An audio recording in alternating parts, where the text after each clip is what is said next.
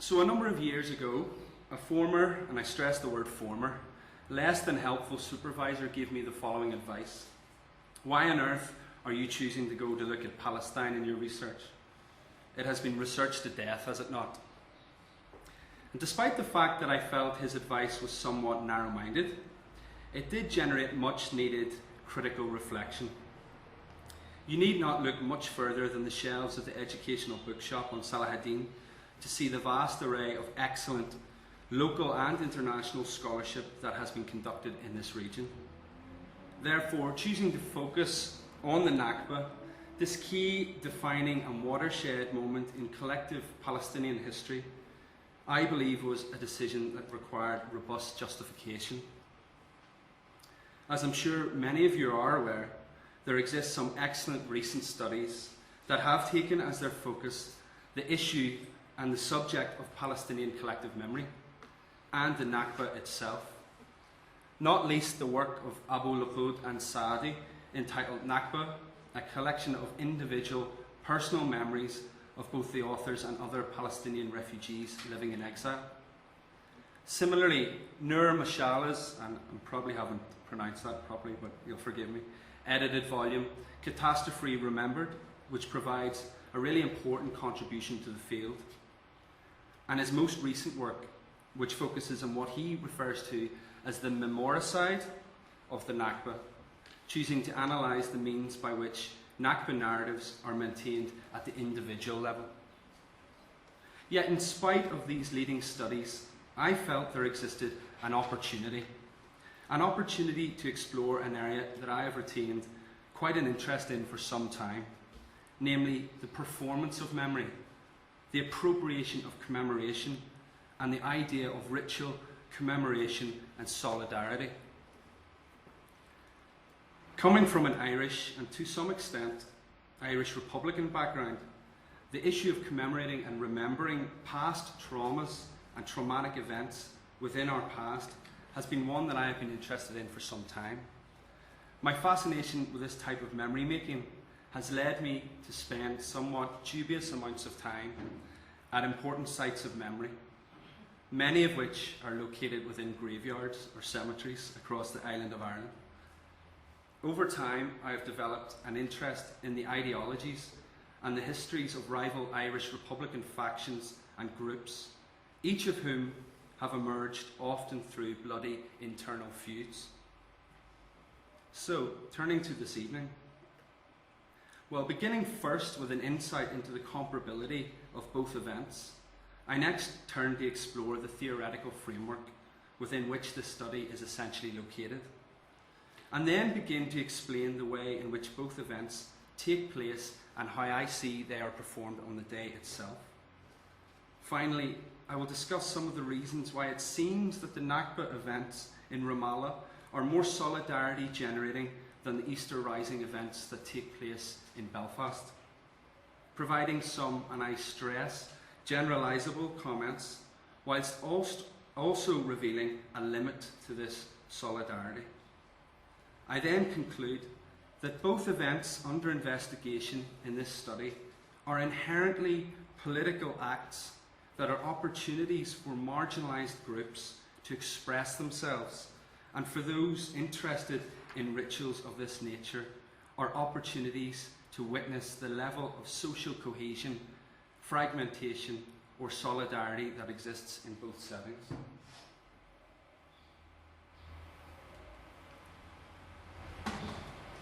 So, I've put this image on the screen this evening because I think it really speaks a lot to the issue of comparative research. This image is taken from the Falls Road in Belfast, the Republican stronghold in Belfast, and you'll note the mural is a picture of Khader Adnan, Palestinian hunger strikers, and again one of the very famous Irish hunger strikers. So this level of solidarity that exists between Irish Republicans and Palestinian prisoners over here is still a connection that exists to this day. The focus of this comparative study was to explore the manner in which these important rituals that take place annually are planned, organised or constructed in a way that seeks to generate a sense of solidarity between these apparently and at times disparate groups. Or to put the terminology a different way, to see how important annual commemorations are capable of bringing those engaged in often intra-group hostility together to remember collectively. After all, one of the purposes of any commemoration is the strengthening of bonds between groups who share similar interpretations of the past. How events of this nature are planned and executed is an area that has actually received relatively little scholarly attention, despite the fact that rituals of this nature are commonplace. In focusing on the organisation and construction of the events, an appreciation of the highly charged political environment in which they take place, an analysis of the internal wrangling between groups for whom the event is relevant, and an exploration of how these events are the product of both overt and covert negotiation between groups was considered necessary. At the risk of sounding somewhat self-deprecating, in a region famed for its volatility and instability, one could be forgiven for holding the view that people living under occupation have more important things to worry about, rather than how their commemorations are in fact windows into the fragmented and divided nature of the society in which they are living.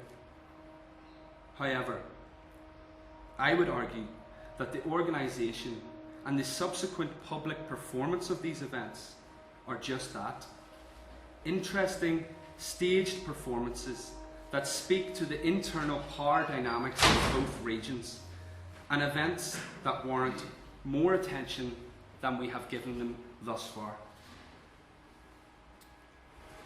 One criticism frequently levied against anyone involved in comparative work is the comparability of the two given case studies. And believe you me, this was an issue I had to justify from day one, so I feel quite comfortable talking about it. In selecting cases to explore and analyse, it is necessary to find examples of events that are similar enough to make a comparison possible, but not too similar so as to render any comparison obsolete.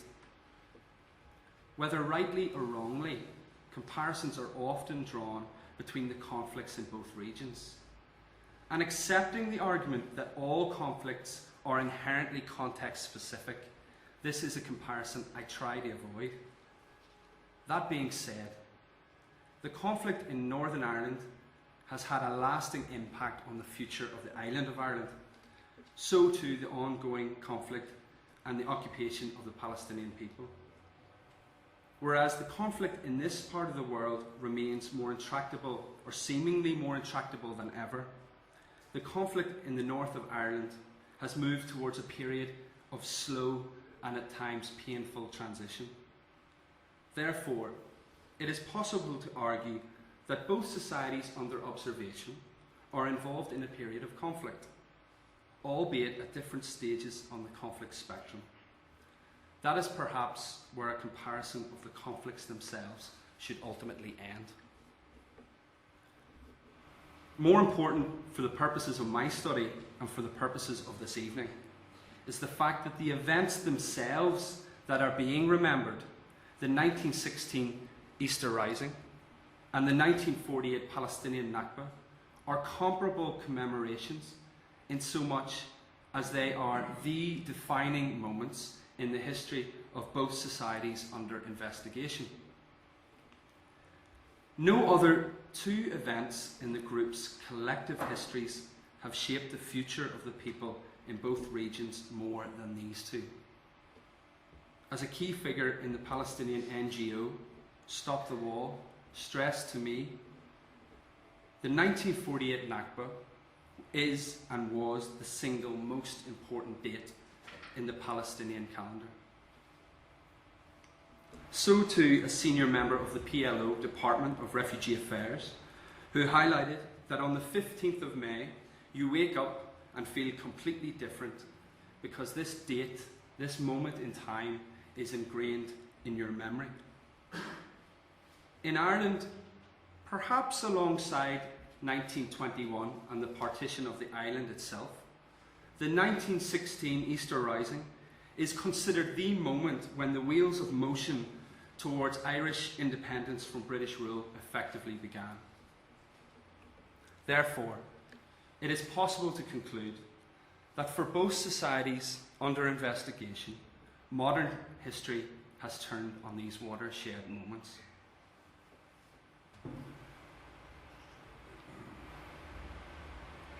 The study has taken as its focus the commemoration of these events in two major cities. In terms of focusing on Belfast and Ramallah, this, I suggest, is quite easy to justify insomuch as they're internally diverse, factionalised, and traditionally, and more importantly, the designated spaces for the largest commemorative events that take place in the region to remember the Easter Rising and the Nakba itself. In fact, Belfast's Irish Republicans pride themselves on the fact that their Easter commemorations are the largest Easter commemorations across the island, drawing people from as far as the United States of America and even Europe to take part on the Easter Sunday or Monday itself. And that really grinds on some of the Dublin Republicans, or some Republicans from Cork, who consider themselves the rebels. But anyway, Ramallah too is the chosen site of the main commemorative activity for the Nakba in the West Bank. Therefore, in selecting these two specific cities, I was allowing myself the best opportunity to witness at first hand the manner in which solidarity between groups is or is not evident on the day itself. Further comparisons lie with the fact that both Palestinian and Irish societies have a fascination with remembering the past, or more particularly, remembering traumatic or tragic incidents in the group's collective past. The Irish, for example, have a certain almost comedic fondness for remembering their glorious failures. Our dead are revered in folk tales, poetry, traditional songwriting, for which we are considered famous. So too does Palestine have a packed commemorative calendar, with notable annual commemorations focusing on tragedies that have impacted upon the Palestinian people. It is hard to sustain an argument that either the 1916 Easter Rising or the Palestinian Nakba were anything other than tragedies. Indeed, Nakba itself, as you all know, translates from English into immense catastrophe.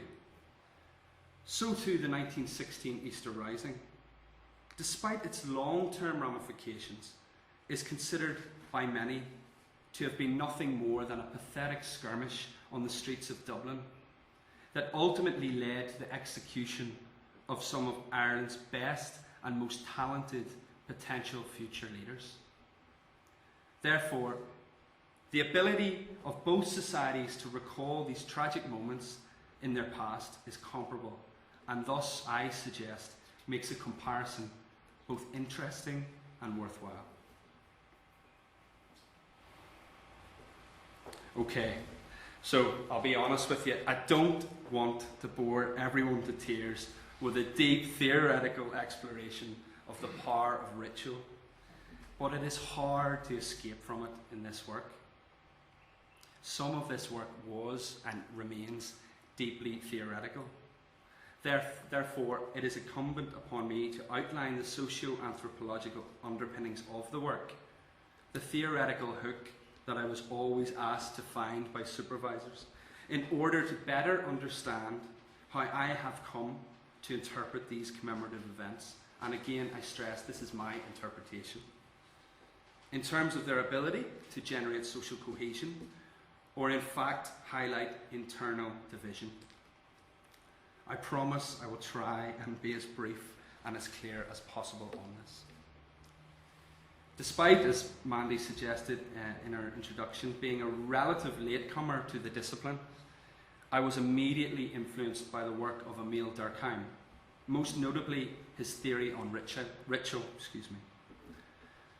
Durkheim's work, somewhat neglected in recent times, has, I would argue, an almost timeless quality in that the relative simplicity of his arguments the arguments he makes can resonate even in these more modern times. His theory on ritual has provided the basis of much social science research that has had as its focus ritual, commemoration, and solidarity.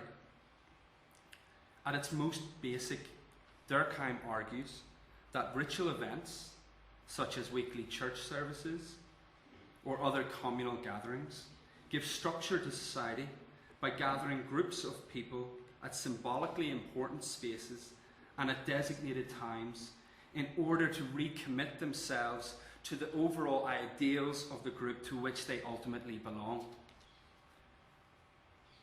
Participation in these rituals generates a sense of social cohesion and strengthens community, particularly when the events, and this is key, take place against the backdrop of uncertainty. It is this aspect of Durkheim's theory on ritual that is particularly resonant in this study, namely, how commemorations that take place in conflicted and divided societies, hence the title, have the ability to strengthen solidarity between groups at the expense of the other. Durkheim's interpretation and his theory on ritual has received the widest possible interdisciplinary interpretation.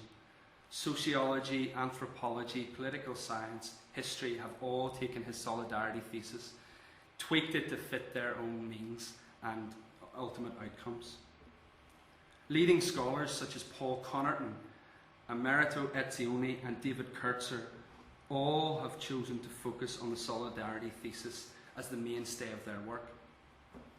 So too, leading anthropologists closer to home, Dominic Browne, working in Belfast, has focused on this issue of ritual, commemoration and solidarity when focusing on Protestant orange parading rituals in Northern Ireland and their unique ability to generate solidarity amongst Northern Protestants from across the socio-economic divide.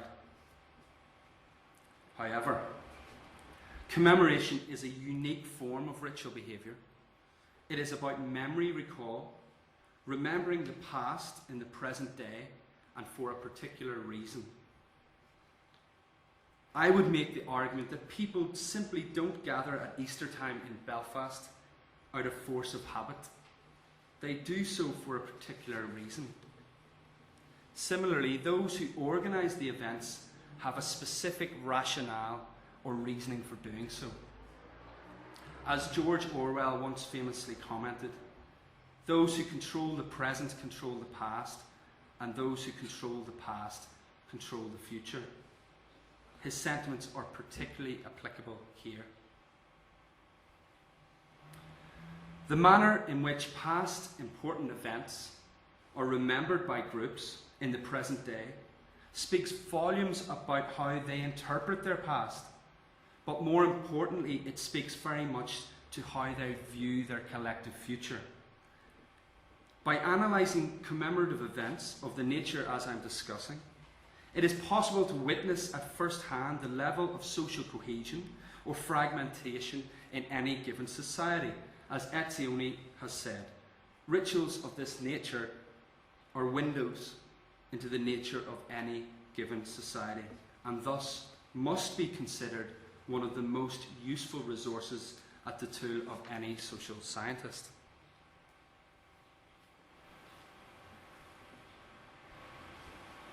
But the question you may ask now, and I'm almost preempting it, and rightly so, how can you possibly predict solidarity or cohesion between groups? How can you even measure such an abstract notion? Indeed, is there any way of predicting whether a given commemoration will appear to be more cohesive than any other? And in answering this problematic, I found the theoretical framework provided by an Israeli sociologist, Vered Vinitsky-Sarusi, with whom some of you may be familiar, particularly useful for the present study, albeit one that I ultimately find that I disregard in my findings. Benitzi Sarusi's work focused upon the commemoration of Yitzhak Rabin in Israeli society, a polarizing figure whose legacy and memory evokes great debate within Israeli society, even to this day.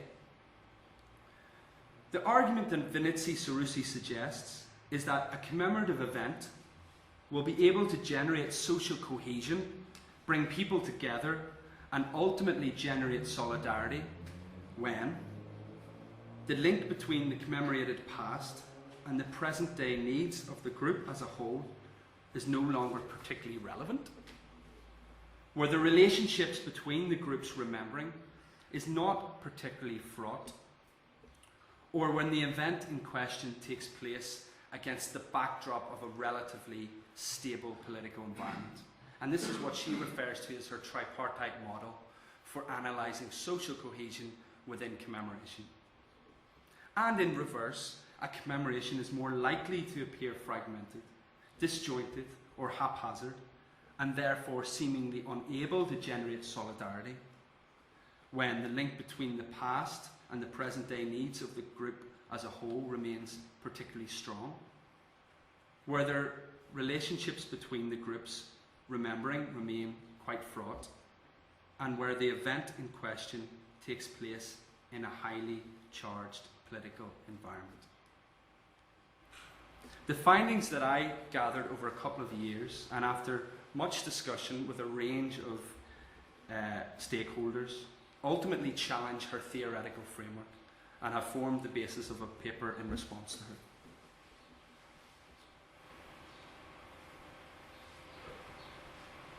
First of all, with regard to the Nakba, it is hard to argue against the view that the commemorated past remains highly relevant to the present day needs of the group as a whole. The refugee question and the right of return remains one of the mainstays of Palestinian nationalism. It is clear when speaking to a wide range of the respondents with whom I met that the right of return really is considered something that is sacred. Whether or not that likelihood of any return happening is not up to me to speculate.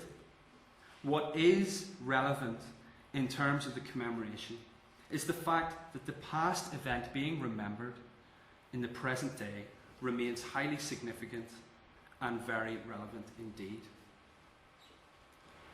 Similarly, the relationships between the main political protagonists remain sensitive, to say the least, albeit better than some 5 years ago. Regardless, the unique manner in which the occupied territories are duly administered suggests that relationships between those involved in the commemorative activity on the day remain fraught with tension. Finally, and I'm sure I don't need to say much on this, it's almost like preaching certainly to most of the converted, it is hard to envisage a more highly charged political and conflictual environment in which these events, remembering the Nakba, take place, with the impact of the ongoing occupation being felt more now than ever. Therefore, applying the theoretical framework provided by Benitzi Sarusi, the Nakba commemoration ultimately should be one that is deeply fragmented, lacking cohesion, internally diverse, and ultimately incapable of ever generating a sense of Palestinian togetherness or unity. Yet, in spite of this, the manner in which the events are coordinated suggests that this is far from the case. Planning and organisation of the Nakba is a highly bureaucratic affair, intended to involve key stakeholders in the decision-making process. In gaining a greater understanding of the way in which the Nakba commemorations are organised, I sought to meet with a range of these stakeholders, including representatives from political parties, Palestinian non-governmental organisations, community-based organisations, refugee camp leaders, and some interested academics. In so doing, it was revealed that the event is planned upwards of 3 months in advance of the 15th of May, and has done so in a manner that appears not dissimilar to a boardroom environment. Since 2007, a National High Committee for the Commemoration of Nakba has been responsible for the organisation of the event, whereas before the Nakba commemorations were organised at a local community-based level, with PNGOs, including Badil, most importantly Badil, playing the key role in planning and organising these memory-making events. At the National Committee meetings in Ramallah, which I was fortunate enough to be invited to attend on a number of occasions, and which I must say got pretty tense on occasions, with people storming out of the room and coming back some hours later. Representatives from across the major cities across the West Bank gathered to discuss the format and substance of the day in a manner that suggests cohesion and group solidarity are deemed essential. Despite being highly internally factionalised, political groups from across the divide are invited to attend meetings alongside refugee camp leaders, Palestinian NGOs, and other community-based organisations. So at least on paper, the event appears one that is highly organised, democratic, transparent, and that unity and solidarity are the buzzwords used during these meetings, with decisions taken to agree upon designated speakers, designated gathering spots on the day itself. Restrictions are placed upon the flying of faction-specific symbols, and speakers who are appointed are asked to focus only on issues that unite the people, as opposed to highlighting internal politics and factional differences. As one key respondent noted to me, the Nakba event is an event that is supposed to unite all Palestinians.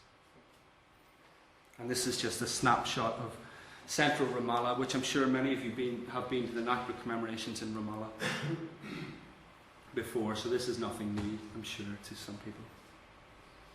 Again, you can note all the restrictions in place in terms of faction-specific symbols. It's the Palestinian flag and the key being the designated shared symbol. But Belfast represents a rather different picture. The past event being remembered, namely the Irish Uprising in 1916, I would argue, and I'm aware there are Irish people in the audience tonight, and so this view is not without its critics, is no longer all that relevant to the present day needs of the group as a whole. Relationships between Republican groups are characterised primarily by the dominance of one group and the relative lacking of power of the others. And as such, there is little challenge to the power of Sinn Féin as the leading Republican political group in the north of Ireland. Therefore, tensions between the groups no longer become all that apparent, whereas before they very much were visible. Finally, the political climate in which the commemorations of the 1916 Easter Rising take place has moved to be one of peace and reconciliation. As mentioned before, the conflict in the north of Ireland has moved into a period of transition, albeit one that appears slow, 2 steps forward and 1 step back. Therefore, in applying the framework discussed above, one would assume that the commemoration of the Easter Rising is a more socially cohesive affair, with Republicans from different ideological positions capable of coming together at the same time and at the same space to remember this defining moment in their shared past. Especially given the fact that for the majority of those commemorating, the struggle against British occupation in Ireland has changed tact from a military one to one that will be gained solely through the ballot box. Yet the commemoration of this event is deeply and very visibly fragmented, fraught with tension, and staged in a manner that emphasises segregation and internal splits. Would you believe there are 7 separate commemorative events organised and executed by rival Republican factions over the course of Easter Sunday and right the way through to Easter Monday, beginning at 9 a.m. on Easter Sunday morning and coming to a close at 4 p.m. on Easter Monday. And yet the same memorial space, the main Republican cemetery in Belfast, Milltown, an area that has become an almost sacrosanct and a shrine for Republicans travelling across Ireland, is shared by these groups. But whereas this is shared space, so to speak, each group is allocated a time slot in which they are permitted entrance. Separate factions make use of symbols that are particularly important to their own group, and the speeches made on the day do not serve to highlight cohesion, solidarity, and unity between the groups. Rather, the pulpit becomes a tool, a way of discrediting the other groups commemorating on the day. Therefore, the events are an example of stage-managed fragmentation and segregation. The commemoration of the Easter Rising in Belfast is a day so fraught with tension and capable of descending into chaos should any 2 remembrance events collide. This segregation is born out of necessity, and I'm emphasising here that people have lost their lives at these events when 2 groups have shared the same space at the same time, far from generating any sense of collective solidarity. The events that remember this shared moment in Irish history are deeply divided and highly contested. So, I've shared some of these images then, because I like to throw images in every now and again, and I have about 4,500, so 4 won't break the bank. And these are actually images of 4 different commemorations. And despite the similarities in terms of attire, the paramilitary trappings, the sharing of flags, they're actually different events that take place over the course of the weekend. And these different groups are identifiable by the different flags that they carry, the different banners they hold, and the different ways in which they put flags within their colour party. The bottom left picture represents the Irish National Liberation Association, the INLA, the Irish Republican Socialist Party. And you know straight away that because the red flag is at the front of their colour party, they align themselves with international workers. The top left photo is actually the parade of the Provisional IRA, the largest parade by a country mile. And again, on the right-hand side, top right, we have the parade of the official Republican movement, who split from the Provisional IRA in the early 70s. So this is just an example of some of the stage-managed separate events that take place over the course of the Easter weekend. All of this begs the question why, and I'm going to be honest, we don't really have definitive answers to research questions. We like to think we do, and we write it in such a way that we do, especially in a PhD thesis, but we really don't. So why does it appear the Palestinians are more capable of coming together to collectively remember the Nakba, despite living in a more highly charged, conflictual environment than Republicans in Belfast? And despite the fact that the Nakba remains a highly emotive and significant issue that continues to impact upon the everyday lives of those living in this region? One really insightful answer that was given to me could be that the fact that being seen to be divided has significantly more ramifications in Palestine than in the north of Ireland is one of the reasons. As one respondent said to me, and I think this is a very eloquent quote, and it nearly knocked me over. Ireland exists, right? It's not a question of the Irish not existing as a people. It is simply the case of what type of Ireland do the Irish want. For the Palestinians, it is the continued threat to their existence that is felt on a daily basis. And I think this very clear and succinct explanation goes some way to explaining the need to appear more cohesive and unified at these important commemorations. There is a greater need to be seen to be together. This is a central tenet of any groups involved in struggle.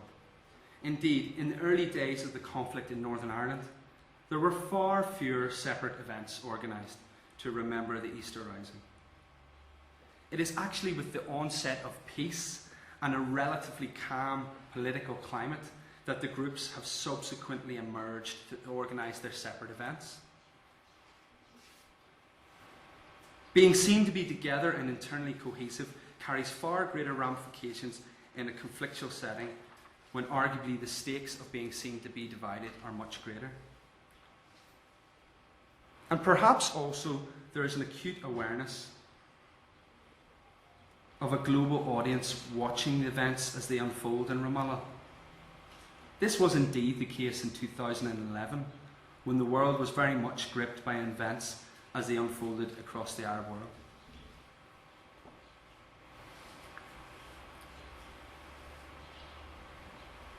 Yet things are never that simple, and if only they were, and I could end right there. The fact is that despite the guise of togetherness that the organisers try to present to me, a deeper analysis reveals that a growing number of those involved in the Nakba commemorations actively refuse to take part in official or state-sponsored events. Events which they perceive are monopolised or have been appropriated by those in positions of power. Those who they readily accuse of paying a lip service on one day of the year to the refugee question. Separate counter-commemorations are organised by those opposed to what they believe is memorialisation of the Nakba. They are opposed to what they believe to be blatant hypocrisy by those who are effectively condemning the event to history when they should be, in fact, ensuring that the issue retains its prominent position in the present day. If one analyses the performance of events on the 15th of May, it becomes clear to see how those in positions of power have come to view the refugee issue, although they would vehemently dispute this, and at times this created quite a lot of tension during an interview. They view it as something that can be remembered and commemorated on one day of the year, as opposed to something that continues to be directly impacting on the lives of a sizable portion of the population. And despite proclaiming that there are no faction-specific flags or trappings at these events, the existence of yellow Fatah flags in Ramallah all over the place, although not surprising, points to issues and speaks to issues of power and control. That the event very much remains the property of the political elites who retain prominent positions. Others refuse to engage in official commemorative activity because they feel a better way of ensuring that the world is aware of their existence is to continue to engage with the traditional enemy at various locations, including, as you see, at the nearby Calandia checkpoint. Indeed, Republicans in Belfast who refuse to accept decisions made on their behalf by the current Republican leadership, decisions to abandon the military struggle and to adopt a more peaceful approach, organise separate commemorations as an act of dissent. By refusing to take part in shared commemorations, these separate events are viewed as a tool.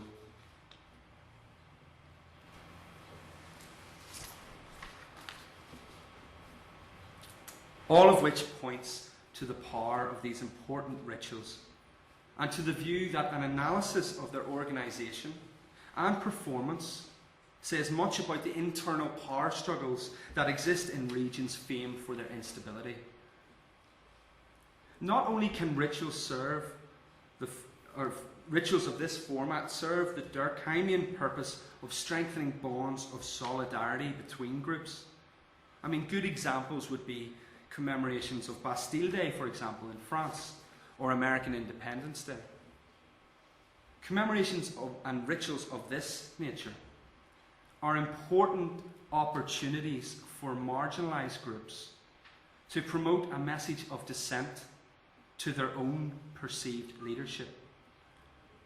This leads me to conclude that they are one of the most powerful tools at the disposal of the downtrodden in any society. They are unique opportunities to send a clear and forceful message. In Palestine, I suggest this message is not only to Israeli occupation, it is not only to a global audience, but importantly, it is an internal message to ruling elites within their own communities, those who they believe have forgotten and disregarded their past. Their message is one of existence, showing the world that the refugee issue remains, and essentially using these powerful rituals, these highly evocative commemorative events, to proclaim we are still here. Similarly, in Belfast, the appropriation of the Easter Rising commemorations remains a highly contentious political issue. Indeed, I was sitting on the plane on the way over here, and I couldn't believe, as I opened page 10 of the Irish Times, that there was an article on the appropriation of the Easter Rising by political elites. Somebody wanted me to be here. Not only is it a contentious issue in the north of Ireland, in Belfast, but in the Republic of Ireland as well. And as the time draws closer to remembering the 100th anniversary of the Easter Rising, there have already been calls by senior political members in the Irish government who are warning of dissident Irish Republicans, those who are opposed to peaceful democratic means, of evoking the memories of 1916 and the martyrs of 1916 to justify a return to armed conflict and violence in the present day. All of which leads to my conclusion, and this short conclusion, that commemorations such as those that have been discussed are more than simply acts of remembering. They are inherently political acts. They are opportunities for dominant groups to assert control over potentially dissenting elements from within their own groups. But more importantly, in my present analysis, they represent an opportunity for marginalised groups to send a strong dissenting message, not only to enemies outside, but perceived enemies from within. Thus, an analysis of the manner in which important annual commemorations are organised, particularly in highly fragmented and factionalised societies, says much about the power dynamic in the chosen society, and there are thus extremely worthy events to analyse and observe. Thank you very much.